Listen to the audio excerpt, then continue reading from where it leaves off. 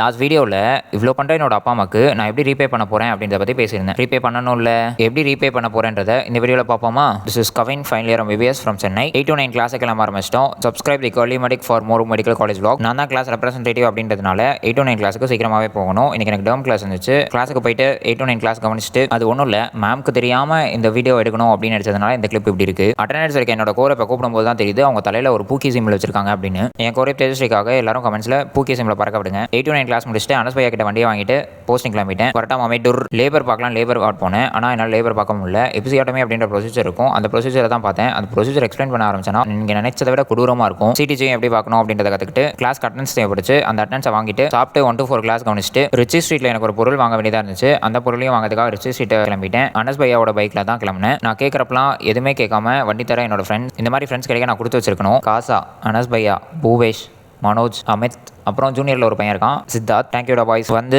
ரொம்ப நாளாக கேலண்டர் மாட்டணும் அப்படின்னு யோசிச்சுட்டே இருக்கேன், ஆனால் மாட்டலை.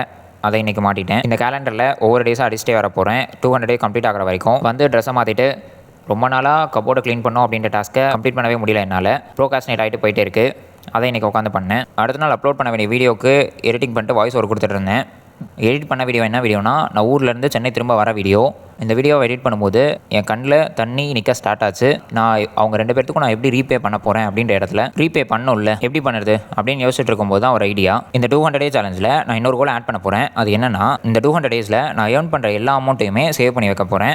சேவ் பண்ணி வச்சு அந்த ஃபுல்லாக என்னோட அப்பா அம்மாவுக்கு கிஃப்ட் பண்ண யூஸ் பண்ண போகிறேன். நான் சம்பாதிக்காமலும் போகலாம். சப்போஸ் நான் சம்பாதிச்சேன்னா that will be my first earning. சம்பாதிக்கணும்னா எங்கேயாச்சும் போய் வேலை செய்யணுமேடா தம்பி அப்படின்னு கேட்டிங்கன்னா எங்கேயும் இல்லை, யூடியூப் மாமா கிட்ட தான் வேலை செய்ய போகிறேன். இன்ஸ்டால் ஆகிற ப்ரொமோஷன்ஸ் வச்சு தான் என்னோட ஏர்னிங்ஸ் இருக்க போகுது. இந்த கோலையும் நான் ஜெயிக்கணும்னு நினச்சிங்கன்னா follow and subscribe and share the curly medic page and content. And thank you for sharing and subscribing. Edit பண்ணிட்டு இருக்கும்போது எனக்கு சரியான தலைவலி, என்னால் எனக்கு படிக்க முடியல. தைலம் தேய்ச்சிட்டு தூங்கிட்டு என்னால் முடிச்சிட்டேன். டாடா பாய்.